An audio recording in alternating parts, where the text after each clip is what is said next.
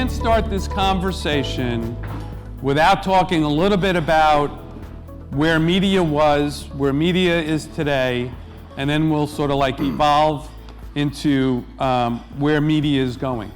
And media, the topic of media right now is, there's really two parties.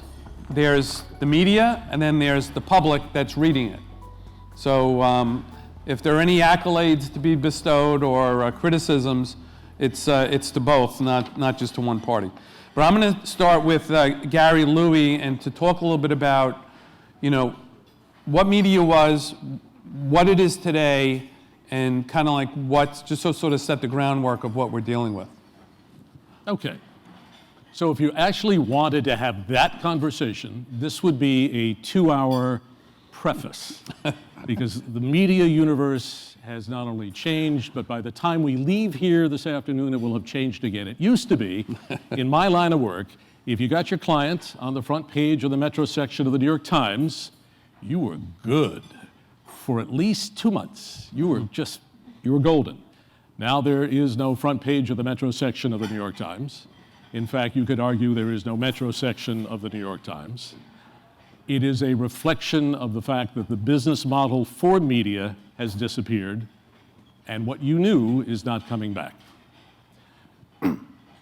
The statistic I want to quote, which will probably make Winzelberg wince because he knows it really well, and that is, I think 1/4 of the major newspapers in the United States have laid off people.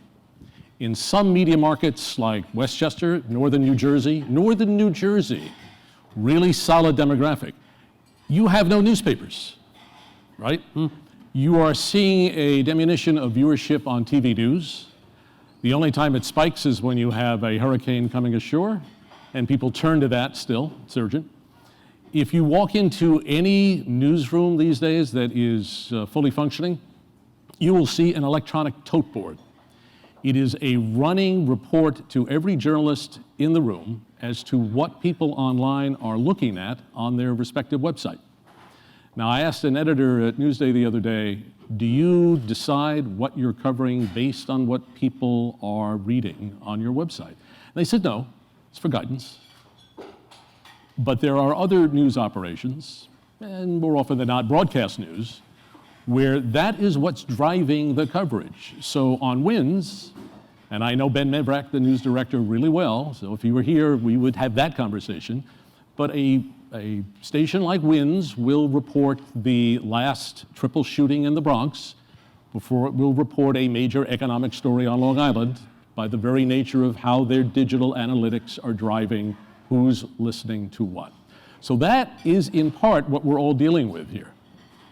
And the last observation I would make on this is that when you have the Newsday owner, Pat Dolan, say, I'm no longer a newspaper company, but I'm a communications company, that tells you what you need to know as far as a visionary who is going to make sure that his company is sustained in this market for another generation.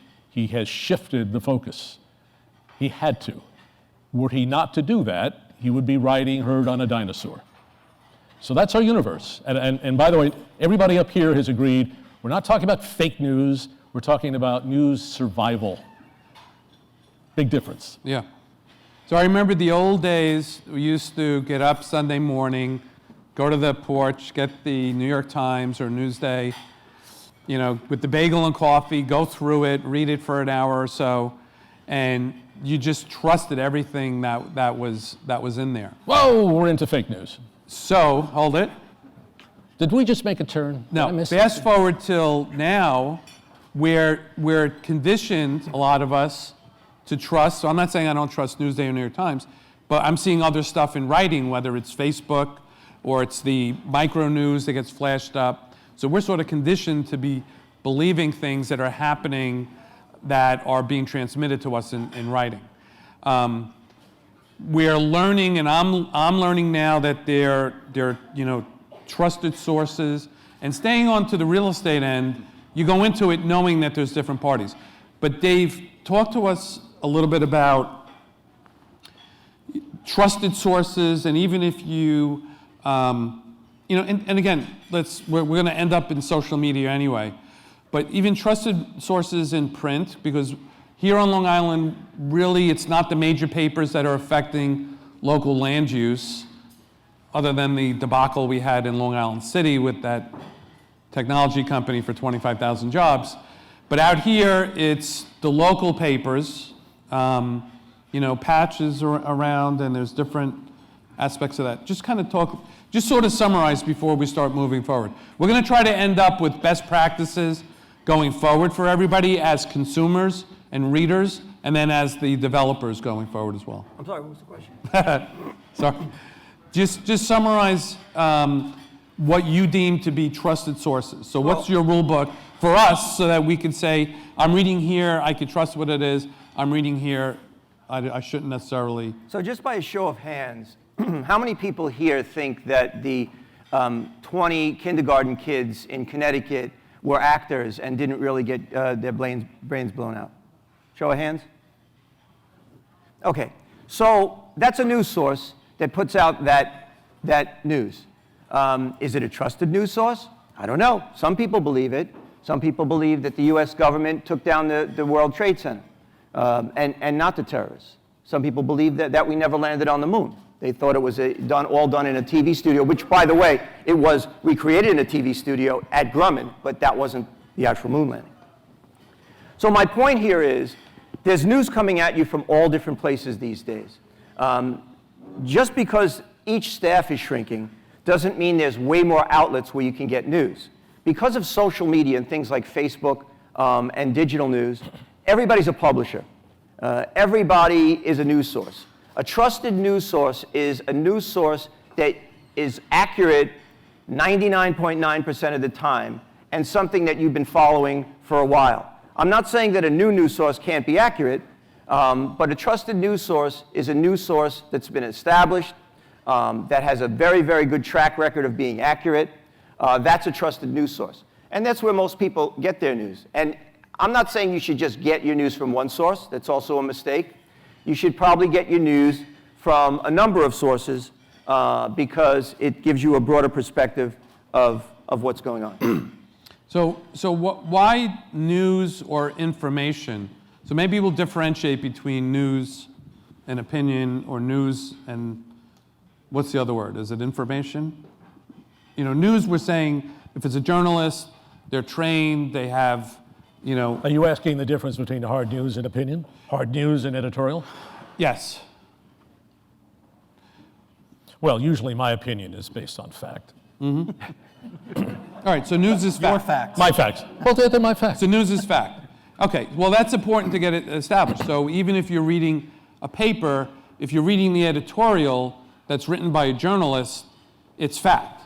If you're reading an opinion piece in that same paper, it's not necessarily fact, right? But it's in the same paper. I'm going to ask Winzelberg a different question. If you think you've been burned by somebody and you're going to now report on a story, do you add any additional flavor to your story? Not that I'm suggesting the facts are off, you wouldn't do that, but you're going to return the favor somehow in the third graph because you got burned by somebody who led you down a path that was deliberately false. I don't know why you would think that. This is getting better than I thought it was going to be. I don't know why you would think I would compromise my integrity just to get back at somebody. Of course I would. One of the things that, you know, we get news from so many places, and maybe what we should be talking about is news literacy, and I spoke to Dave about this. News literacy should be a mandatory course starting with middle school, at least starting with middle school and up. There's so many people in the public, news consumers, that don't understand how to consume news, and it's very, very important to do that. We get news from all different places. The news just comes at us. I get press releases. I get all kinds of news. And the reporter is the gatekeeper. We call it the gatekeeper. We decide what we think is news. And that's a very big deal. It's not only how you write a news piece. It's what you see, what you end up seeing. There's a lot of stories you won't see because they don't make the newspaper, or they don't make a website. So we're the gatekeeper. After us is the editor. He's the next gatekeeper. So if he doesn't think the story we came up with is a valid story, doesn't want to put it in his publication, it doesn't make it in the publication. The third gatekeeper, who shouldn't be a gatekeeper, is the publisher. Sometimes publishers make decisions And, you know, maybe, as Gary said, maybe they want to get back at somebody, maybe they want to please an advertiser. I'll give you a really quick anecdote if we have time. Sure. There was a story a couple of years ago, and I'm not saying this to knock the newspaper, and I will mention the newspaper, but please, I'm not doing it today. I'm just going to give an example. Richard Brown, who was the DA in Queens, did a story about these people who worked for a very famous electronics firm, PC Richard. They arrested 5 people at PC Richard for using fake credit cards and sending high-end electronics to Pakistan to be used as bomb detonators or whatever they do with those electronics. The story was a pretty big story. We wrote about it because PC Richard is a big presence here on Long Island. Newsday didn't write about it right away. So it took a couple of days. I called Newsday. And just out of curiosity, I said, you know, I haven't seen this story in Newsday. Oh, yes, we will have it on Sunday. Well, on Sunday, on page 34, in the gutter, in the briefs, a little narrow section of briefs, right in the center where the best place is to bury a story, there's one paragraph on the story. Now, why do you think that is? Because PC Richards is probably one of their biggest advertisers. Now, I'm not saying, you know, this doesn't happen with a lot of publications. It does. So when you're trying to figure out how news gets to be news, there's a lot of considerations going on. Now, it's not that it was biased, it's just that it was buried. So tying this back into what happens in real estate, because anytime a project tries to move forward, you know, of any size, immediately there's social media, Facebook, local papers are having opinions on what's happening. And people tend to be very lazy, including myself. You look at the headline and you don't really want to read the whole article. So whatever the headline says is what you think is happening. And people tend to, it must be coded in our DNA, we sort of repeat, have conversations. And being in real estate, I've gotten to be very fact-oriented. And I want to talk about bringing it to Huntington Station with Brandon, is talk about what you walked into with the school closing, you had the Avalon project, and then what they did with Renaissance Downtown is they came up with a whole different spin that's very significant. So why don't you talk about that? Sure, and I'll even back up a little further because I think it'll give good context. I got involved in real estate about 15 or so years ago on a project where the first residents are moving in next month, I think. That's a success on Long Island. That was at the time the Glen Isle project, which RSR took over, and is Garvey's Point. Right. So we're talking the 2005, really 2006 or so. Facebook hadn't become a thing, at least not in the common vernacular and and we walked in and we sort of did it the old way because we knew that there was community resistance. And long story short, we had a whole bunch of meetings, actually met Gary through that and learned quite a bit then, tried to learn since. And what we realized is we got about a 75% negative to about a third were for, a third were against, and a third were kind of neutral. That's a huge win. And this is, again, pre-social media. But you still ended up going to the hearing expecting to get your legs cut out and knowing that there's going to be someone taking something you haven't heard that's going to set you back. So we thought, well, how do we change this as a developer that's doing large projects? And when you do a transformational project, the fears are understandable. You're going to change the dynamic of that community, hopefully for the better, but possibly for the worse. And you've seen developments that have not gone right, and that impacts a community for generations. So we realized we could do the typical dance. And the typical dance is, I know I need 500 units, to make this project work and, call it a build of $250 million. So when you walk into the community and to the municipality, it's a negotiation. And a negotiation is never honest or earnest. I don't come into you, Dave, and I say, look, I need to be at 5, let's start at 5. I ask for 10. So you ask for 1,000 units and $1 billion, and then you get chopped down and you hope you end up through this dance that's set up for failure, but hopefully it's a failure you can live with. Right. And we realized that's not going to work. So we came on the heels of Avalon, who's done tremendous work But they were the ones that took the arrows. It's always the pioneers that take the arrows in the back. And they dealt with too much traffic. It's going to overburden the schools. It's going to destroy the fabric of our community. And this was in a struggling area, a community. Going to blow up the sewer system. Blow up the sewer system, amongst other things. And it was, the level of vitriol was unlike most had ever seen. Yeah. Facebook had become a thing by now. Right. And we came in on those heels, and we didn't have the success that Avalon proved to be. So we didn't have that data. So what we developed was a program called crowdsourced placemaking. Long story short, it combined what we did in Glen Cove in the old grassroots, roll up your sleeves, meetings, and provide a social aspect. But it also combined social media and social networking. And it's the networking that ties into the media. The networking is, we're going to have a meetup once a month, and we're going to break bread. We'll have 5 minutes, 10 minutes discussion about a project update. We'll have a 30-minute, almost mini charrette to get ideas of what the community, from an outcome perspective, wants to see. And then we're going to just sort of talk about life. And through that process, outcome-oriented, what would you like to see Huntington Station become? Let's not work about the fears now, let's talk about overcoming them. All of a sudden you start to get, and almost every community is the same with different levers. I want places for my kids to live, attainably priced housing, job creation, more safe, walkable community, all of these things. And a long story short, is the only way to get the very outcomes that a community says they want is to provide them with what at first they are afraid of. Apartments in the appropriate places in a downtown, a mix of uses, more walkability, more, the evil word density, which by the way is activity. So to not take a 2-hour discussion and really put it down to 3-4 minutes now, we had this ongoing campaign that was inclusionary, that was socially minded and outcome oriented. From that, we worked backward to say, you don't have to have a project here, but if you want to have these 10 outcomes, then you have to do A, B, and C. Now it's up to the community to say, is that something we embrace? And suddenly, those who were adamantly against apartments say, I don't love the idea, but I understand it. And some people who are in the middle became true champions. Mm-hmm. So another benefit of this is there's no developer, there's no building proposed, so people aren't as riled up as they would be. Yeah, we call that process before plan. Right. When you're a developer, as I said before, the dance is not only you present a plan, but you have to present a plan that is so out of whack because you know it's going to get chipped down. We're not starting with a development vision, community. We are starting with a process. We're going to work and co-create a development vision.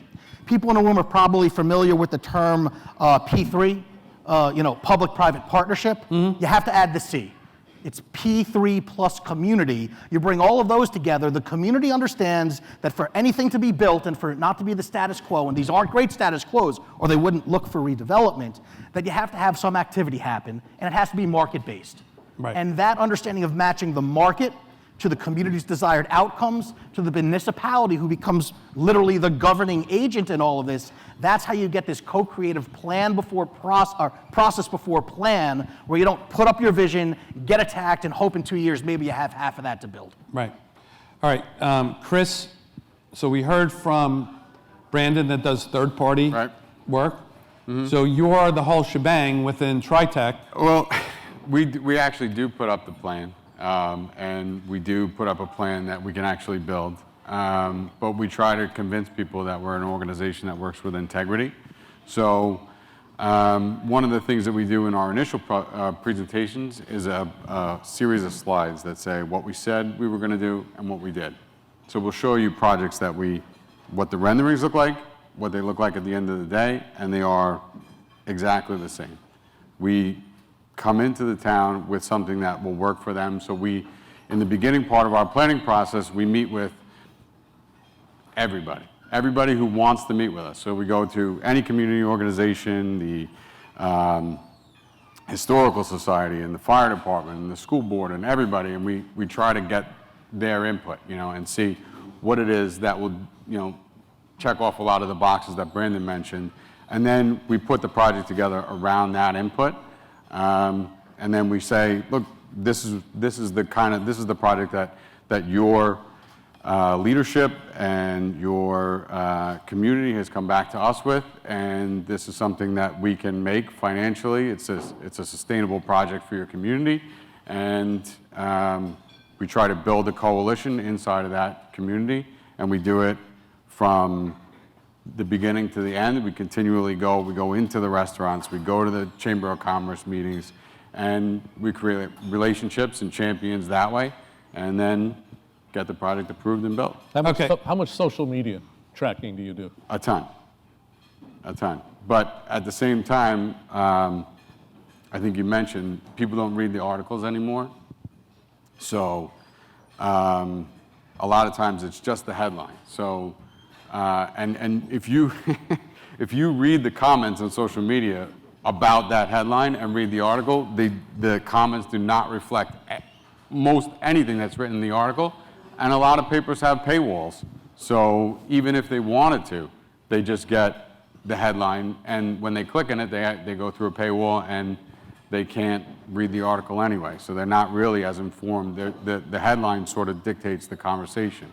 Have you noticed that Newsday has, well, let's talk about that for a moment. Have you noticed that Newsday does not allow a whole lot of comments on their articles, in part because of the level of vitriol and venom that they had been seeing previously? Well, they do actually, when you see some articles have quite a bit of comments on them. So there was one recently, I think it was a story about the opening headline was that, I guess, high-priced apartments are driving people off of Long Island. Right. But if you read the article, that wasn't what the article was saying. They were saying, we need more development, you know? But you read the 300 plus comments that I waded through, and you will see that 250 of those people didn't read the article. Yeah, that's part of the issue. Yeah, and if I can jump in quick, I know one thing we want to provide are takeaways and best practices, and I think what you see here are two different approaches. There's not one way to do this, but there are some underlying themes, and I think a couple, and let me know if you disagree. One is being open, upfront, and honest, is being inclusive and immersing yourself in that community. You know, and whether you do that where your strategy is to provide what you're going to build, stick to it, and now you've built a tremendous track record of doing that, you know, or going by another type of route. There are others in the room. I know I saw Eric Alexander and the work that they do with the communities. There are a lot of different ways to do it, but they have these underlying factors that I think are important. Right. And being as open and honest and facing those tough issues and understanding the community so you can address those concerns is so paramount. And having someone that's going to stand by and actually deliver.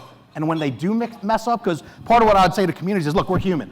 It's not that we're never going to have a fault or screw up. It's how do we react when we do that. That is where you can judge who and what we are as people, and therefore extrapolate that to the development we're trying to propose. Right. Yeah, and I think having the community stand with you, so you're not just by yourself. You have that political support. You have, you know, support of community leaders that are kind of, you know, saying, we believe in what you're going to do here. One of the things that's similar when you're talking about the different sides of development on Long Island to the national conversation, we have a very, very polarized national environment right now, and that also leads to a lot of fighting back and forth. We found anytime I write about a new development, our paper gets a lot of comments that it's going to look like Queens. I didn't move to Long Island to live in Queens. I would have lived in Queens if I wanted to live in Queens. Queens, Queens, Queens, Queens, Queens. So the two things that I dread most is hearing the term fake news and Queens. Now, Could you put that in a sentence? Yes. I was born in the Bronx, but I grew up in Queens. Queens is one of the most prosperous places. I think the property values have gone up in Queens maybe 3 times in the last 20 years.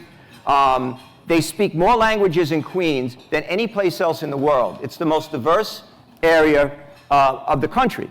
There's all kinds of different people there. Everybody seems to get along.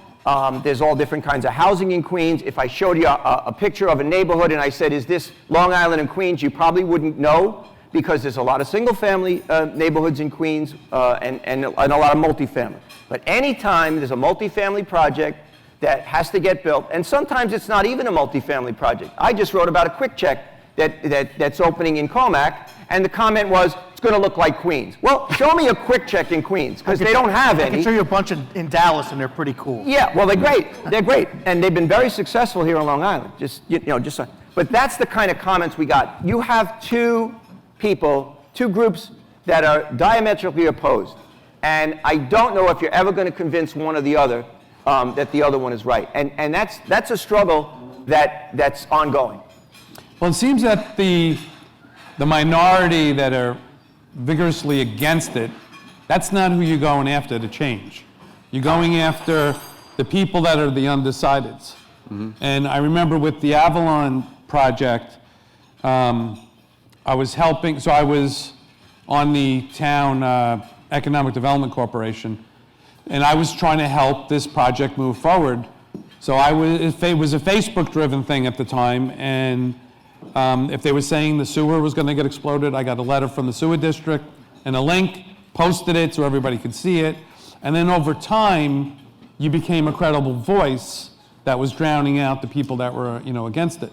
But what you said is right on. If you ask the community what are they looking for, because what they were telling us, there was no grocery store in all of Huntington Station, and there was no bank. There was no banks there, financial investment or any of that stuff.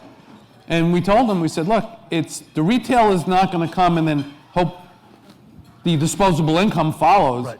You got to get the disposable income there, and then the retail will change. But let me ask my colleague here, who's probably going to key my car by the end of the afternoon, to basically defend his life. You made the point that we've all become news producers as well as news consumers. So if that's the case, and social media is clearly the medium by which I'm going to communicate with my peers and my business associates, what's the purpose of journalism? Well, so the people that have Facebook pages, Plainview Moms is one. Very good page, by the way, and no disrespect to Plainview. There's a couple of Facebook groups that talk about a very, very narrow thing, okay, very, very narrow topic. You need journalism because, journalism isn't just about what's happening in Plainview. So you need journalism because you have to find out what's happening in other places. You also need journalism as a check on the government. We're often called the fourth estate or the fourth branch of government. A free press is vital to a democracy. There's a lot of things that nobody here would have known about if it wasn't for journalists and if it wasn't for reporters. Unfortunately, because of shrinking newsrooms and the stress on the financial state of journalism, there's going to be a lot less of that. And that really is bad, and it's very, very bad for everyone. So, but you need journalism, you need a free press, and you need trusted sources where the person who's writing that you follow or the outlet that you follow is right most of the time. And again, accuracy equals credibility, all the way down to the Oxford comma, or all the way down to getting the numbers right, the spelling right. It seems like a very innocent or trivial thing, but accuracy is so important when it comes to finding what a credible source is. I think trusted sources is really important, and it goes back to what you said, David. You were posting those letters inside of those groups, and I think, in my experience, wading into a Plainview Moms group with a differing opinion is daunting. a brave task. And by the way, it's a great group. So I'm not in it. I think it's a closed group, isn't it? It is. Yeah. Well, I can get it. But let me just say, so what you're saying is absolutely correct. And delving into that, but you can turn them, because with the Avalon thing, they let me in, and I'm not sure why they let me in initially, but by sourcing everything and having a level head and not losing my temper at all on it, right? We're going through, I got kicked out. Right. But the rest of the members forced them to put me back in. Well, they wanted to hear, so it made that turn, and now Avalon is there. Yeah. Yep. I think there's two things that I went to a dinner one night, and Peter King was speaking, and he said only 13% of the people vote. So 6% are right wing, 6% are left wing, you can count on that. You have to sway the 1%, right? So Plainview moms is probably 12%, Right. you know, whatever the negative opinion of the day is, and 1%. Swaying Plainview moms doesn't help you. You know, I think a lot of times they're not coming out and speaking on behalf of a project or not speaking, but having a trusted source like that letter or your news article, if it benefits me as a developer, your story, which you as a trusted source benefits me, I should be sharing that trusted source into that community. Now, you can pay Facebook or LinkedIn or wherever to target specific communities or specific demographics. So instead of wading into the small group and trying to turn a few, you can just say all of Plainview needs to learn that quick checks are good. Right. You know, and you can do that with the technology that's there. And for me, as a developer, to come in and say, quick checks are good, people are going to say, well, you're greedy and you love ruining my neighborhood, even if I live in that neighborhood. Right.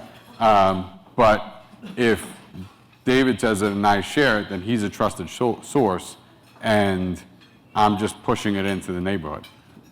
You know, I do find that if everybody's dealing with the same set of facts, the resultant opinions tend to be much closer, even when you're dealing with the people. Yes and no. All right, go ahead. I just have another quick anecdote. I did a story recently, I don't know if anybody saw it, about the Oceanside Jewish Center. The Oceanside Jewish Center had to sell part of their property to survive, and they sold it to a developer who has some plans to redevelop, I don't know, about 2 3/4 acres of their 4-acre plot. They're going to downsize the Jewish Center, and this developer is going to come in and build something. Now, he thought this was very unique.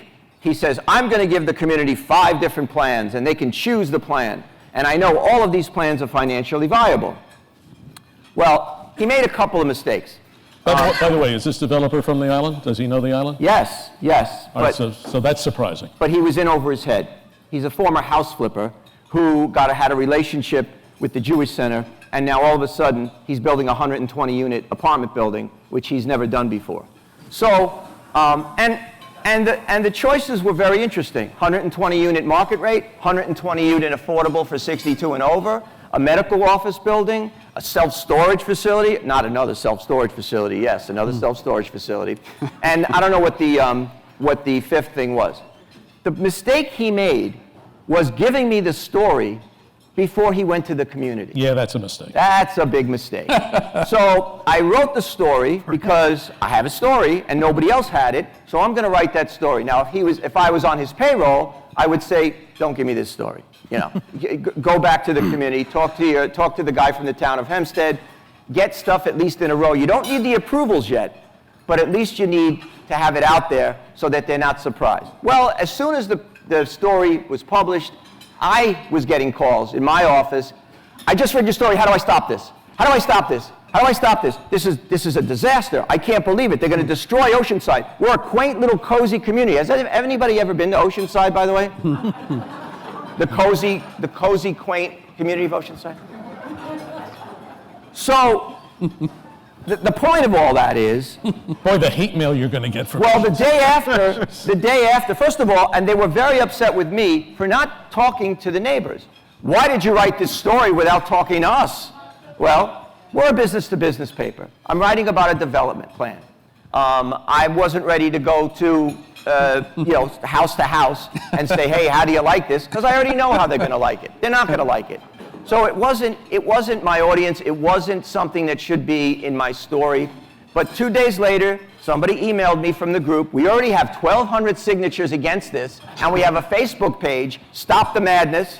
And we really think you should come and talk to us now because we want to give our side of the story. Well, I didn't, because that's a Newsday thing, or a Herald thing. It's not me. Thing, yeah. So what I say to clients, which is why I asked the question, is this guy from the island, I mean, that is such a Rookie mistake. Yeah, it's a rookie mistake. I tell folks who come to the island for the first time, we're the Balkans with shopping malls. We are such a series of parochial communities. So I live in Syosset. I was doing some work out in Southampton with a developer. The attorney is busy briefing me, and then he stops, and then he says, "You're from Up Island, you wouldn't understand this." And I'm processing that, and then I realize, oh, wait a minute, that's a pejorative. If I live to the west of the Shinnecock Canal, I'm a jerk.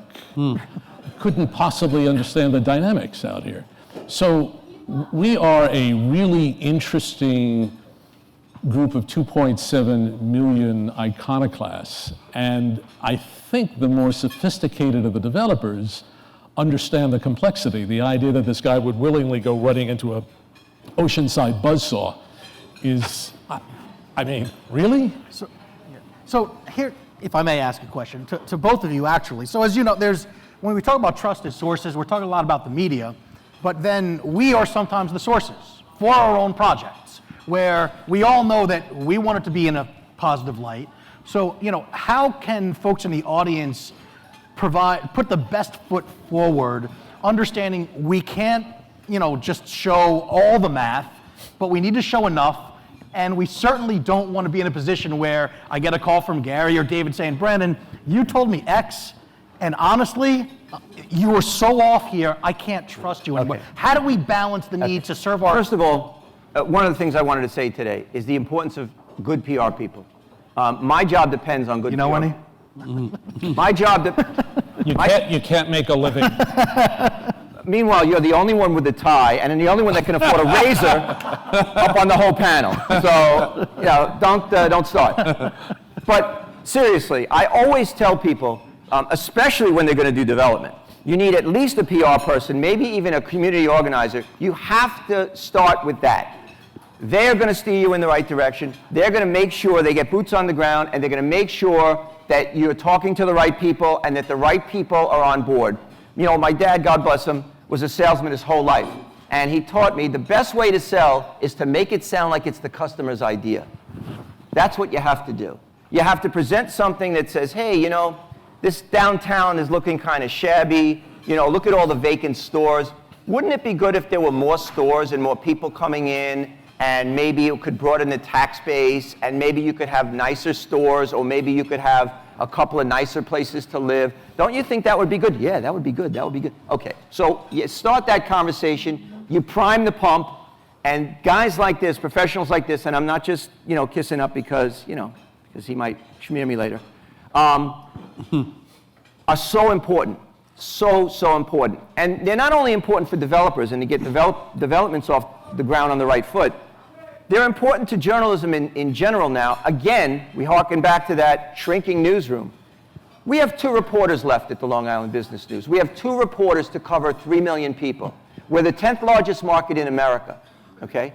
My company, we're owned by a giant hedge fund, and the company has papers all over. In fact, they're buying Gannett. I don't know if you saw that, but they're going to be buying Gannett, USA Today. They're going to have hundreds more papers.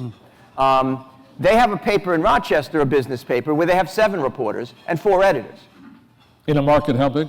Way smaller than this. Exactly. And I didn't get, but that's just the way it is. So we have to rely on people like Gary all the time. They're so important to us. I'm just one person. I can't get around to everybody. I don't know who's Zooming who. Right. I don't know. So a PR guy is really, really important. And I would recommend that first, right off the bat. If you don't have a good one, get one.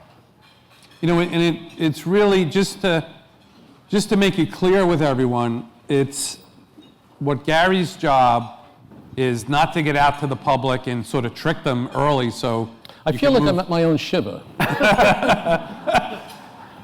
But it's to communicate the facts. Really, you just want to communicate the facts, right? You want the truth, the facts, and you want to stand behind that. If you guys get something approved that's not going to be successful, you lost money. So you don't want something to go forward that's not going to work out. Right.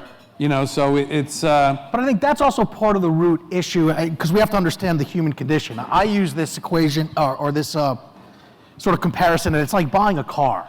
Whenever you leave after you've purchased a car, Like, how much did I leave on the table? I could have gotten another 500 off or whatever.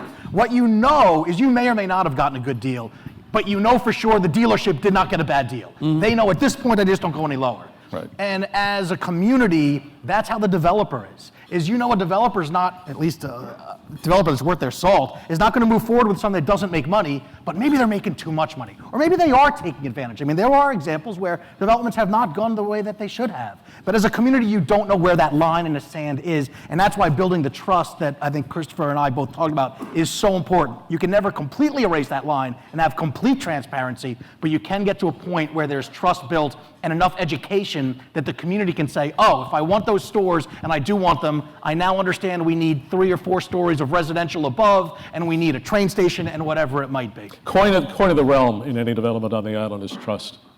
Absolute trust. Also, sorry. No, go ahead. No, just briefly. You said it's great if we can all operate from the same set of facts. Unfortunately, there are facts, and there are alternative facts, as you've heard somebody once say. And that's so back to the Oceanside thing. I got that email that we already have 1,200 signatures, and this is why we have to stop this project. If this project goes through, our property values will plummet. The word plummet was used. Will plummet. Not only that, we're all going to be paying higher taxes to pay for the increases in services that this development's going to need. Okay, 2 wrong things right off the bat. But those are their set of facts.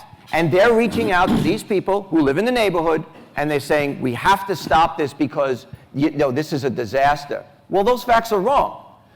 You have numbers that show that housing within a half a mile, this is a different thing, but within a half a mile of mass transit, values of housing have gone up appreciably, and even with multifamily there. So that's gone, and with the tax base being broader, you're not going to pay more in taxes. You may even pay less in taxes because you have another rateable coming in. Right. So it's about a set of facts that's, and it's also how, the development community has to learn how to present the facts. Because even, I've had conversations with the Suffolk County IDA and with the Nassau County IDA, and I remember talking with Joanne Manieri. We were at some sort of function, and there was a big banner that the Suffolk County IDA put out, $10 million to whatever. And I was like, that's the worst poster you could possibly have up. And she was like, what are you talking about? I said, your first line should be, we fostered $100 million of private investment, and we gave $10 million worth of benefit. Because that's the truth. Now, both of those banners are factually correct. Just the presentation and knowing what you're dealing with, because every time anything that IDA is out in any of the media, everybody's, how could we be giving this company that's making billions of dollars more, right? They seem to think, like AOC thought there was a $3 billion suitcase of money someplace that she could spend on feeding the poor.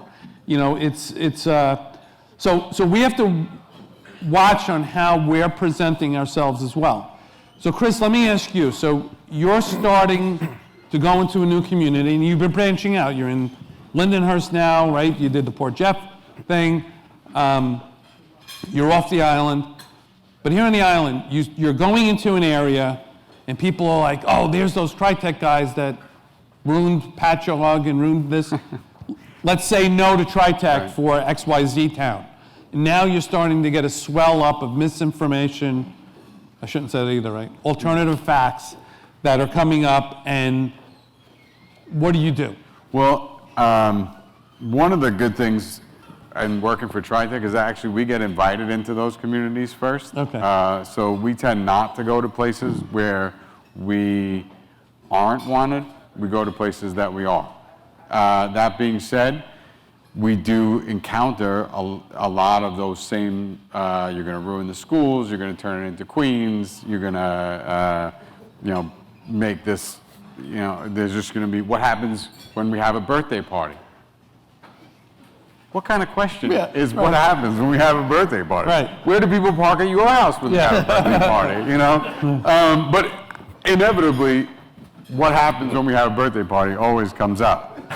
I never heard that. I guess, so what we do with that, when we do get invited, we say, who do we need to speak to in your community? Who are those people that are going to tell us who you are? Because we're not going to build something like when we built New Village in Patchogue. If you look, our first building there was 31 West Main Street. And that building was built in 1897. The top of the building was destroyed in a fire in the 1960s. And it was replaced with a fiberglass top. So it looked horrific. But the building was cool because all the brickwork was original from 1897, and a lot of the elements in the building were the same. So when we went there, we rebuilt that building in 2009, replaced the cornices. Now we got from the original photos, we replicated that original cornice and brought the building back to what it previously was. On the corner of that same development was a school and a library, sorry, that was originally built in 1907 by Andrew Carnegie. They decided, it was not a historic landmark, but the community decided that they would like to keep it. So we drove it a quarter mile down the road in the middle of the night on 16 self-leveling wheels, and that is now it's an annex to the Patchogue Medford Library and a teen center, and it's been restored to what it previously looked like. So we learn to care about what they care about and play to those items, whether it be big things like driving a library down the street, but in that same project there was a plaque in the sidewalk for this guy who, it was actually for his dog, that this Duke the dog was always sit on watch on the four corners, and there was a plaque that this was like the community's friend. Right. We saved that plaque for I guess about 3 years until we could reinstall it back in that sidewalk. And just said, it's little things and big things. Like in our shipyard project in Port Jeff, the ceiling grid for our common area is the same design as the deck of the last ship built in Port Jefferson Harbor. So we try to take the things that they take pride in, the things that they tell us when they tell us who they are, and then bring them into the project. So by the way, all the guys from Bethpage Federal Credit, they all shifted in their seats. They're going to hit you with a copyright infringement for stealing their brand marketing slogan. So Gary, you have a client that's not so altruistic as TRITEC, and obviously what you're saying is reaching deep into the community, and I can see why you guys have been as successful as you've been over the years. So Gary, you have a client that doesn't have that warm side to them. Pop up a Facebook page, say no to XYZ development, and there's now local, papers are pushing against it. What's your go-to thing? How do you deal with that? Well, I'm going to default to have you been honest and open with the community. It's a baseline.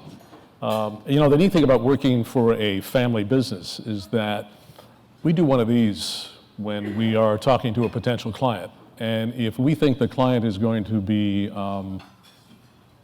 opaque, that's a good word in this discussion, is going to be opaque in terms of communicating the facts, and that's the facts, we don't necessarily take a client that we think is going to set us up for failure or to lose our reputation with various communities. I have to tell you, and it's an interesting note in terms of the business folks in this room. So as a corporate culture and as a policy, we don't take government accounts. We could, but we don't. We don't do political campaigns. We've got the talent to do it. We don't. It's a matter of choice. So after 9/11, I don't know, I think we had a meeting, maybe it was 3 months after 9/11, and everybody's business in New York is down 20%. Everybody's business. And we're at 54th and 6th, that's a sort of a high rent district. And I sit on the executive board of the company, and I'm sitting next to Rubenstein, and I said to him on our Tuesday morning meeting, do you want to revisit that unilateral embargo on government accounts? Because we could have picked up a lot of business and dealt with that 20% VIG. And to make a point to everybody in the room, he gets inside my personal space and he goes, "No."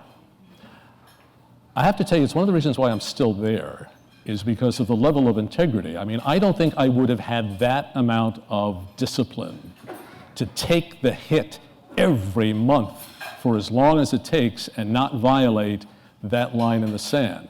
So in answer to your question is, it's not a function of, from my perspective, whether or not your client is altruistic. It's good if they are, and that's really impressive what you did. In fact, beyond impressive. But if the integrity of the project, if the ethics of the client is going to be less than straight, this is a recipe for disaster. And that's where I'm at. And I can say this because having both been the developer and then having, developers as clients, there are plenty of folks who, they're just in a business. It's neutral. They're looking to do good stuff, but they may not be, or generally almost or rarely as altruistic as you might see in TRITEC. So they're wondering, why do I have to spend the money to do this other outreach? And what it really comes down to is then it's a business decision. And if you are going to spend a little more money up front to take what might be a 5-year period and make it a 2-year period, to take what might be a nominal set of entitlements to make it a great set of entitlements, that's an ROI. And I liken that to, I can build you a house cheaper and faster and get you in there almost immediately, just forego building, any foundation. Right. But that foundation is going to bring you a lot more value, and in fact might avoid a literal house of cards. Mm-hmm. So I find now that when, as myself as a broker, I've been do a lot of land development, so in the same boat as the developer, we're both tied into the success of that project. If it's something that we think is going to be at all controversial, we put up a Facebook page immediately. Mm-hmm. And the reason why we do is we want there to be an acknowledged destination for information, not just the say no to whatever Facebook page. So I'll post, or have, some in my office, they'll post, they'll, credit and source the information that it's coming from, and we find that things go through much more smoothly that way. You have somebody with a mic who wants to ask a question. Okay. So I'd like to thank all of you here today. We know it was a big topic, and we're going to take questions if anybody has any questions. This room has There's one no there. questions. Cool. Why does everyone say I know it? Okay. First of all, thank you. Wonderful. David, you do a great job, and to the panel, we appreciate it. It's really a question for Gary and Chris in terms of an example. Serial wire, what happened? It's your neighborhood. Well, I know for a fact that there are attorneys who have homes in Quogue as a result of that. My take, there had been a deal multiple times to go forward. Personalities, miscues, miscalculations. It's interesting that the community was weaponized and then turned on those who weaponized them, probably much to the surprise of those who handed them the weapons in the first place. I look forward to reading the novel. Just to build on that, he didn't want to mention any names, but I will. Simon, who owned all the malls, and you probably know the backstory, they're the ones that funded the opposition to the Taubman Mall in Syosset. It was a clear case of antitrust. The problem is, Taubman also does antitrust things in other parts of the country, so they didn't want to go that route. But Simon also, which people may not know, also funded the anti-mega mall at Elmont. It's a group called Elmont Against the Mega Mall. Simon was the one that put the money up for that, I think more than $750,000, to oppose the retail portion of that plan, because that's what they do. So it didn't only happen in Syosset, but it also happened in Elmont. You know, another mistake they did is you don't knock down the ugly building and clean up the environmental before you get the approvals. Because right now you've got trees growing, there's grass growing, so that's another mistake. There was a question from a gentleman with the red tie back there. Drinking the coffee. Drinking the coffee, yes. Hi, gentlemen. Thank you all for being here. It's been very informative. For anyone who's ever been the subject of a news article, I think they would recognize that sometimes even with the best of intentions, articles get things wrong, especially in the first pass of something being published. So for our developers and for our people who are making news and discover that things are inaccurate, how does that person go about ethically but effectively changing the story, correcting those inaccuracies, and making sure that the accurate thing gets out? Whose question is that, me? I think you should answer that question. We do get that from time to time. We take very accurate notes, and sometimes we take digital recordings of our interviews. So if you said you didn't say something, I could play it back to you and say, hey, you did say something. But again, this goes back to having somebody on the call with you, especially if it's a big deal, that represents your interest, a guy like Gary. Any of the interviews I do with his clients, he's on the phone. And he lets the client know, everything's on the record from here on in until you say it's off the record. And it's also about relationships. I could give a brief example, if you don't mind. Please. Okay.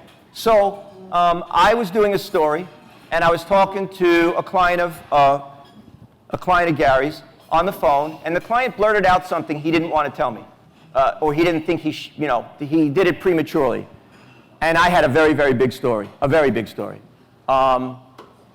Gary, because we have a good relationship, asked me, you can't write about that yet. You got to hold it. We'll give you the exclusive in a few days. It's just not ready yet. Please don't write about it. And because I'm not a tabloid reporter, and we have to do something called beat maintenance, which means I have to take care of the people that I write about, because sometimes it'll come back to kill you. Anyway, long story short, I got beat on the story. Another news outlet reported on the story. They got it from another source. And by the way, I'm still bleeding as a result of that. No, and he felt very bad. Because we had created a professional understanding of, okay, he said something he shouldn't have. You'll hold it. You'll got the exclusive, and there's a second conduit that went. Right. They went to the city. They went to the government agency to get the story, and they beat me by 20 minutes on the story. I had the story already, but I was holding it. So things like that happen, but I feel like you still need good PR people to help you when you're talking to reporters. Your question, though, was more about what happens afterwards, though, right? So how would, So it depends on how egregious it is. I mean, if you're put in a position where suddenly you discover you've lost a deal or there's libel, and by the way, if I had a nickel for every client who said, my God, I'm going to sue them, those bastards, they were go ahead, take your shot. They got corporate lawyers waiting for you. So if you think you've been terribly burned by a reporter, and you're important to that reporter's beat, you can have a separate conversation saying, here's how I think you have journalistically erred. Can't be a function of those gray areas, and there are an awful lot of gray areas in terms of how people report. If they screwed up the facts, you can have a serious conversation with that reporter. If they refuse to acknowledge that they screwed up the facts, you can insist on having a meeting with the editor. But you're beginning to ratchet it up. Everybody's beginning to go to DEFCON 1. I've yet to meet an editor who throws a reporter under the bus. So you're going to have dead to rights the fact that that story was inaccurate, as opposed to they mischaracterized the nature of the project. That's a gray area you can drive a truck through. And from a personal perspective, it comes back to, your reputation is the most important thing you have, because sometimes what they write is true. Sometimes it's without context or with a context that you remember it somewhat differently.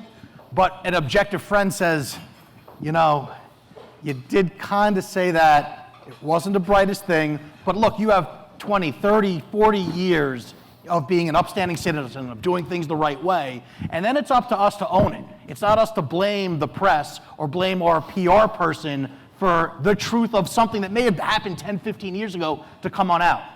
Face it, if indeed you have that type of reputation and are indeed a sterling member of the community, let that lead. Say, you know what, that was pretty dumb of me. I really screwed up. I've learned from it, or I'm learning from it now. But we got to take responsibility sometimes as the content, especially if the content is correct, understanding the same situation can be looked at differently within different contexts and different perspectives. Beat maintenance, by the way, is a little like the mob. So you're gonna tell me something, right? And then I write the story, and you call me up and go, Dave, I know I said that, but I wanted you to say this, whatever. I'll change that. You know why? Because I want to be able to talk to you again, and I'm expecting that you're going to drop a dime on somebody else, or you're going to give me a tip that's going to lead to another story. And that's all part of beat maintenance. I don't want to make you an enemy. And if it doesn't really affect the story itself, then it doesn't really matter to me. So I'm going to help you out. But that's me. That's not all reporters. And that's why I said I'm not a tabloid reporter. Some guys will just go for the throat, and that's it. There are some reporters who view each and every one of you as a potential ticket to a Pulitzer. Listen, that's why Dave is still here, is because of those relationships. I mean, you and I had that recently, an article that he wrote on the school districts being, land use authorities. And I thought I was very careful, but in the middle of the night, I was like, holy crap, what did I say? But I called him up, we went over it and stayed on the facts. I mean, everything was factual, and when he calls, do you take his call? School districts love me, by the way. All right. And candidly, there was one business reporter who consistently got the facts wrong to the point of where I would say to the client, we're not pitching that reporter ever again. Well, then we won't get in the paper. We cannot afford to have another story that is factually incorrect, that it will live forever online. Yeah. Mm-hmm. Can't afford it. Right. Any other questions from the back there? We have time for one last question. I was chicken. Chris Damianos has a question. Who? I'm getting you for the tow truck joke.